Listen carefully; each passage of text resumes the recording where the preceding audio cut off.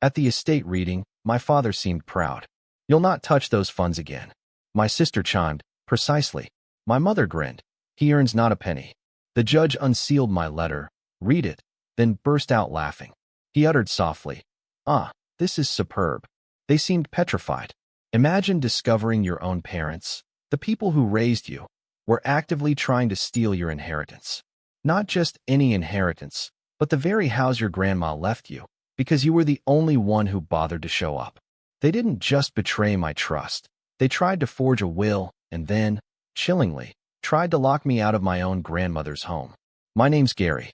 I'm 36, a locksmith, and apparently, the reliable son in my family. If a key snapped in a lock at 2 a.m., I was the guy with the toolbox and the coffee breath. I've been picking locks since I was a teenager, riding shotgun in my dad's old van, soaking up his lectures about hard work. Now, I own that van. I own the business. I pay my own rent, my own insurance, my own everything. And somehow, I also ended up paying for half of my parents' lives.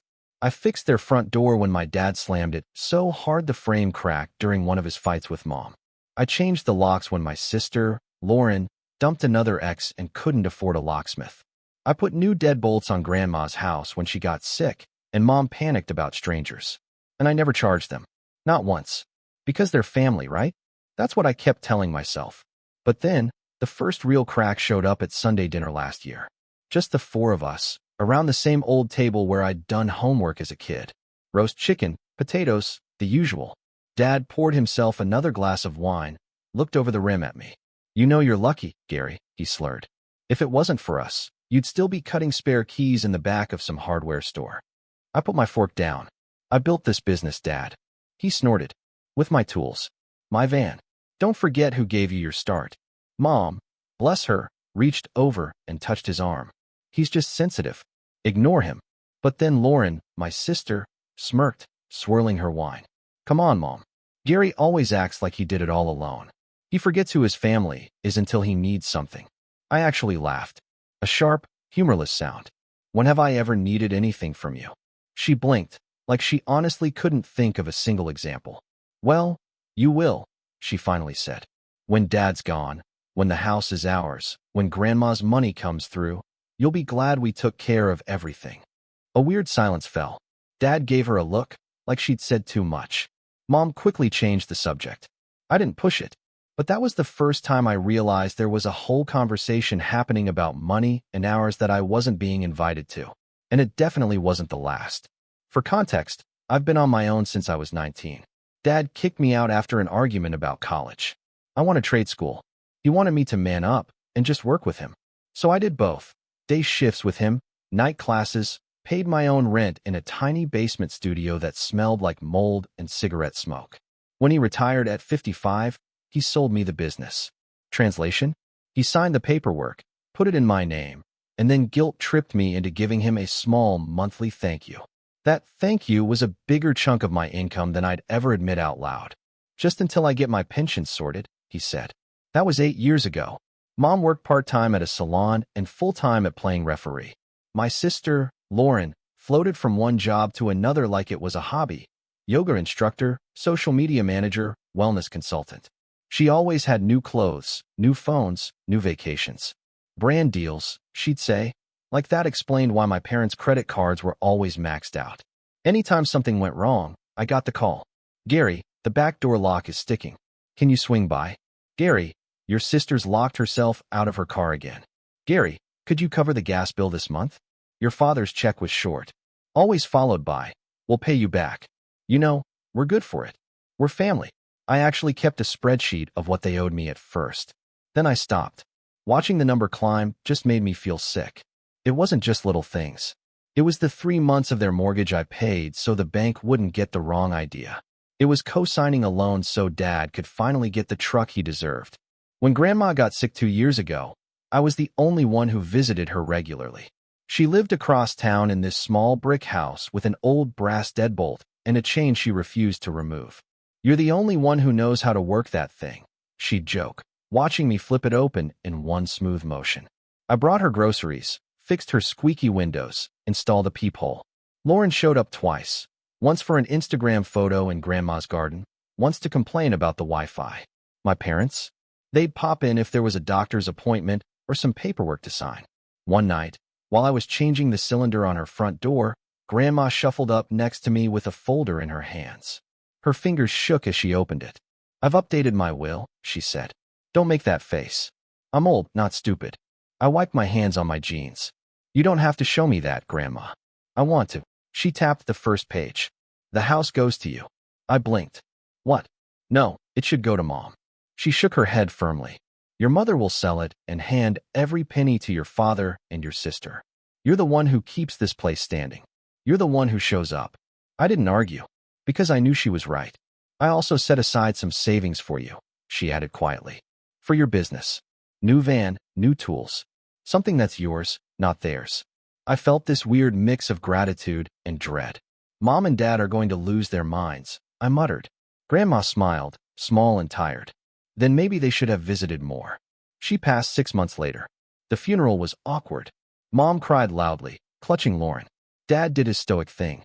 I carried Grandma's photo, led people to their seats, made sure the caterer got paid. Afterward, in the parking lot, Dad clapped me on the shoulder. "Don't worry about the boring legal stuff," he said. "Your mother and I will handle the estate. You just focus on the business." I heard the emphasis on we. I also remembered Grandma's folder. "Grandma already talked to me about it," I said. "She wanted me to have the house." Dad's hand tightened. She was confused at the end. She said a lot of things. Mom nodded too quickly.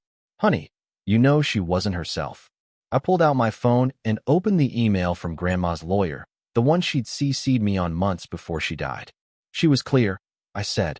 "This is from her attorney. I'm on the copy." Lauren rolled her eyes. "Oh my God, Gary, you're really going to argue over a house? You make good money. Just let Mom and Dad have some security." I'd been paying their security for years. I wanted to scream. Instead, I just said, "I've been paying their security for years," before I could stop myself. Dad's face hardened. "Careful," he said softly. "You don't want to sound ungrateful." A week later, I found out there was going to be a probate hearing. I wasn't invited to the first meeting with the lawyer.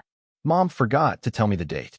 I found out from a voicemail the lawyer left on my business phone, asking why I hadn't signed some preliminary documents they'd sent through the family. When I called Mom, she sounded offended. "Well, we just assumed you were too busy to deal with paperwork," she said. "We were going to figure out the best plan for everyone and then loop you in." Best plan for everyone in my family always meant best plan for Lauren and Dad. I drove over that night. There were fresh locks on Grandma's front door, not the ones I installed. Cheap, shiny, kettle-like junk from the hardware store. My keys no longer worked.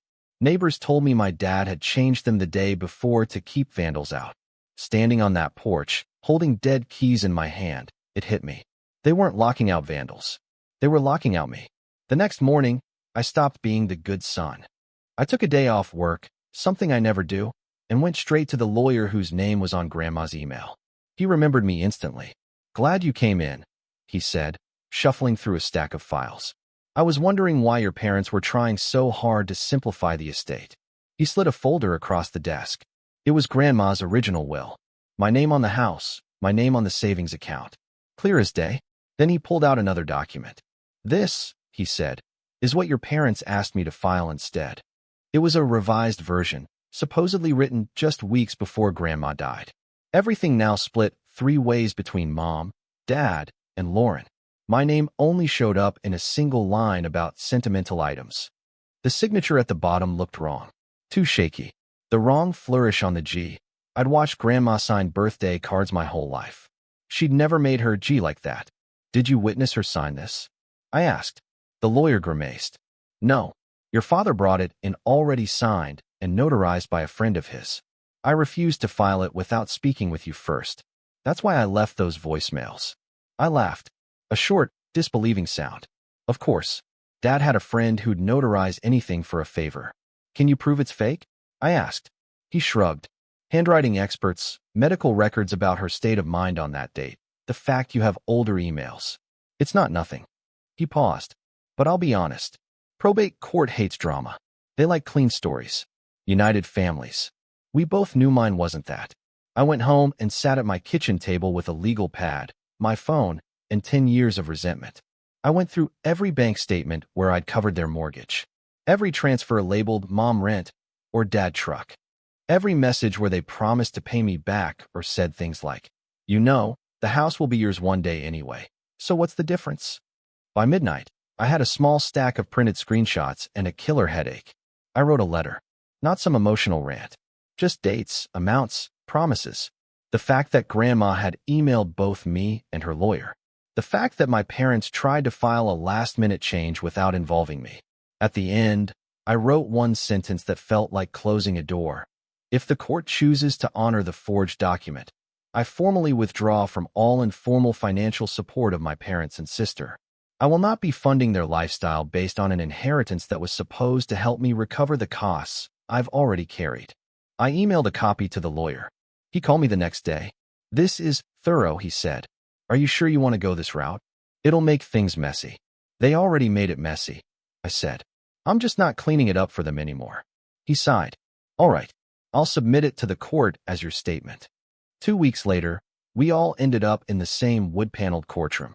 Dad stood with his hand on Lauren's shoulder, like he was presenting her for a prize. Mom sat ramrod straight next to them, pearls on, face pinched. I was alone on the other side, in my work pants and a button-down that still smelled faintly like WD-40, no matter how many times I washed it. Dad glanced back at me and smirked. "You'll never touch that money again," he muttered under his breath. Lauren added, without turning around, "That's right." Mom didn't even look at me. She just said, quiet but clear, "He doesn't deserve a cent." I felt my jaw clench, but I didn't answer. The judge walked in. Everyone rose. The usual routine. He flipped through the files, asked a few standard questions, and then paused. He picked up a stapled set of pages and squinted. His mouth twitched. "This must be the letter," he said. Mom frowned. "What letter?" The judge didn't answer her. He opened it, scanned it quickly, and then, no exaggeration, he laughed. An actual, quick bark of laughter in the middle of that heavy, dead-quiet room. He shook his head and said almost to himself, "Oh, this is good." My parents finally looked nervous. "Your Honor," Dad said, "what's going on?" The judge leaned back.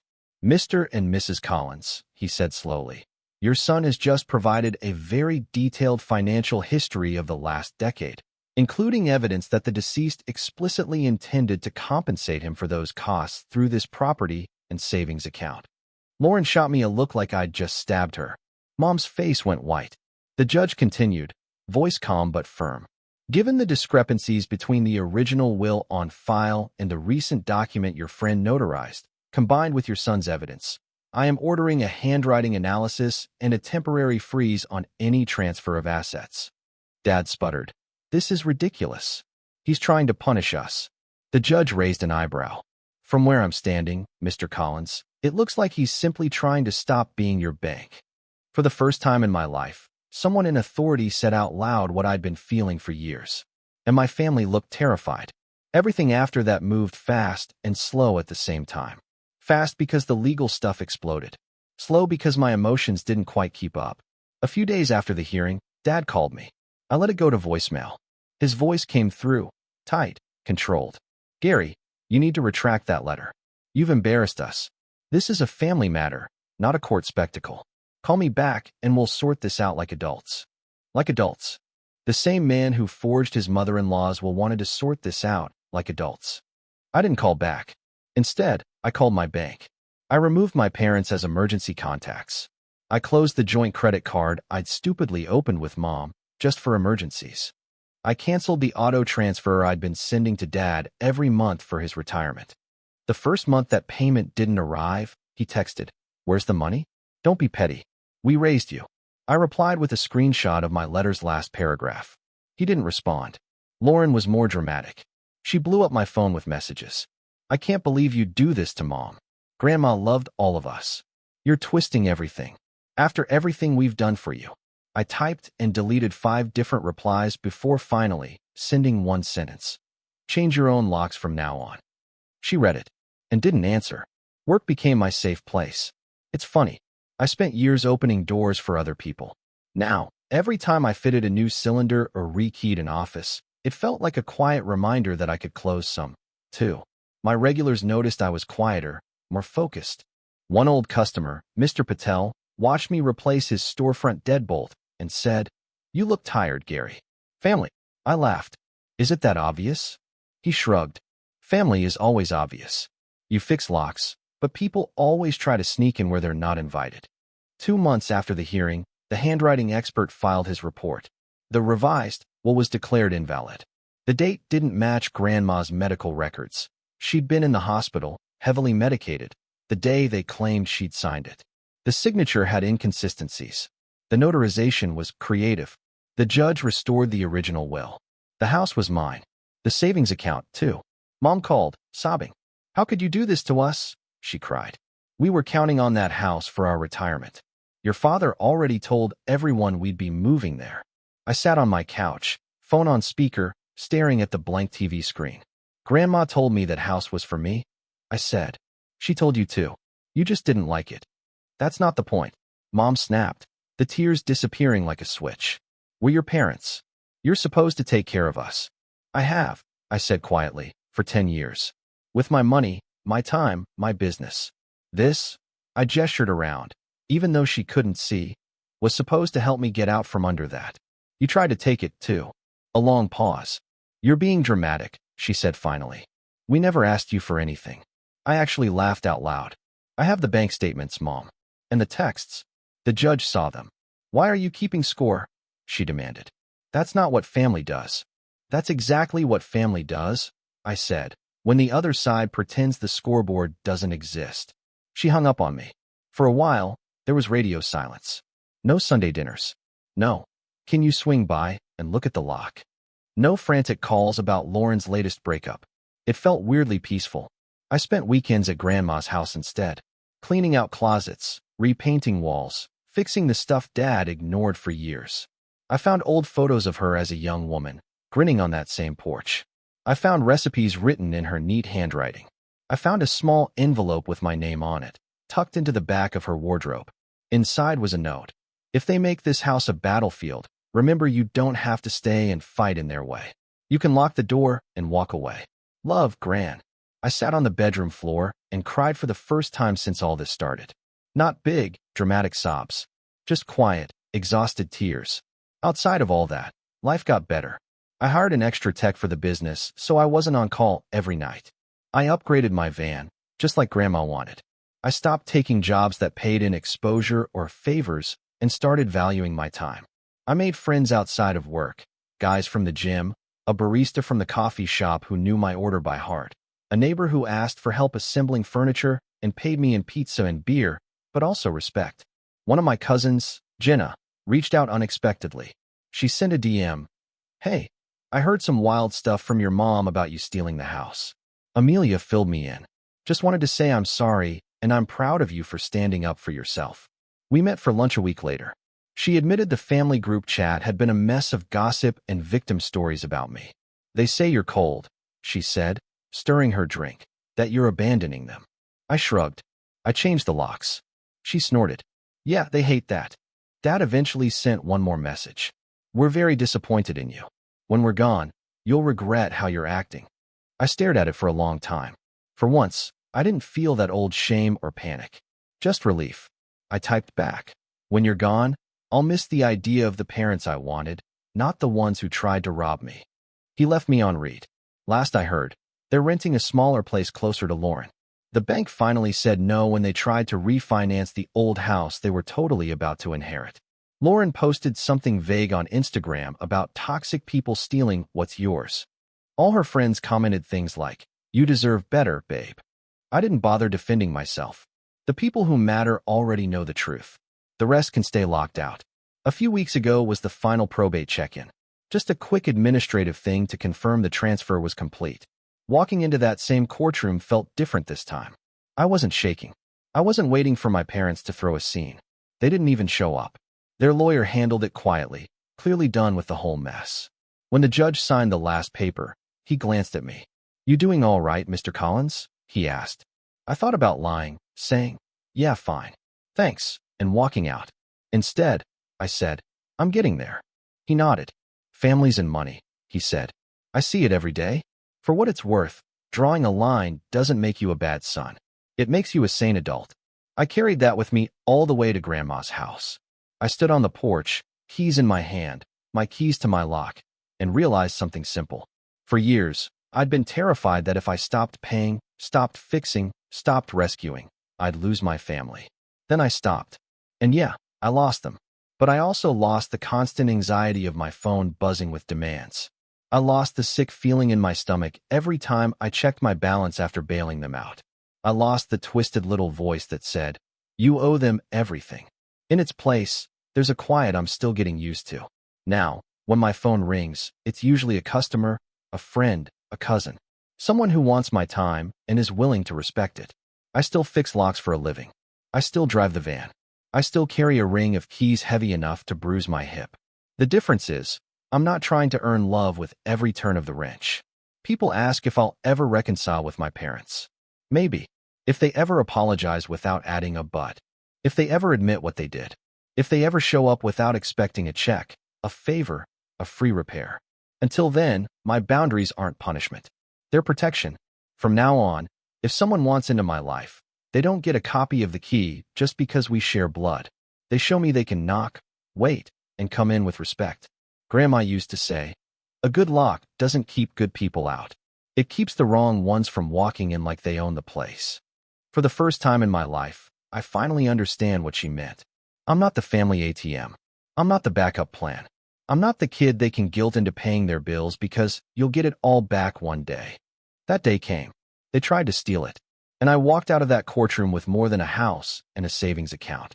I walked out with proof that I was never crazy, never selfish, never ungrateful. I was used. And now, I'm done. I changed the locks.